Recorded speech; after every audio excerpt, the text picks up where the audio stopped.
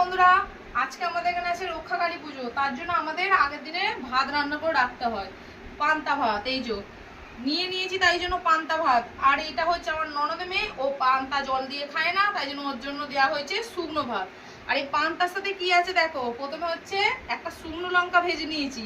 আর এই যে এখানে আছে নিজের হাতে বানানো আলুর চপ। আর এটা হচ্ছে আলুরি, যেগুলো আমার এই যে পুচকাটা খাবে, ও ঝাল খেতে পারে না। আর তার সাথে হয়েছে এই যে শুকনো লঙ্কা দিয়ে আলু ভাতে মাখা। আর এখানে আছে আম তেল, আর এই যে নুন, আর একটু এই যে নুন নিয়ে নিলাম। আর দেখছি আমি খেয়ে ট্রাই করি, তারপরে এদেরকে খাওয়াতে বলবো। একটু শুকনো লঙ্কা নিয়ে নিলাম, একটু আচারের তেল নিয়ে নিলাম। আর এই যে এইভাবে মেখে, আর একটু চপ নিয়ে এইভাবে মেখে, আর এই যে খাচ্ছি না।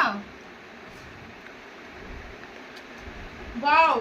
আর তোমাদের এই গরমে এই খাবারটা কার কার ভালো লাগে কমেন্ট করে জানাও।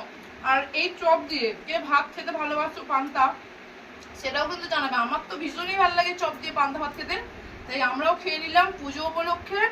পান্তা খেয়ে তৃপ্তিও হলো এই গরমে, আর নিয়মও পালন হলো। কমেন্ট করো, লাইক করো, আর সাবস্ক্রাইব করো। আর আমার চ্যানেলটাকে অনেক সাপোর্ট করো। আমি পিছিয়ে যাচ্ছি, যেন এগোতে পারি তোমাদের আশীর্বাদে, সেটা করো। আজকে রক্ষাকালী পুজো, তোমাদের মা সবার মঙ্গল করবে। টাটা।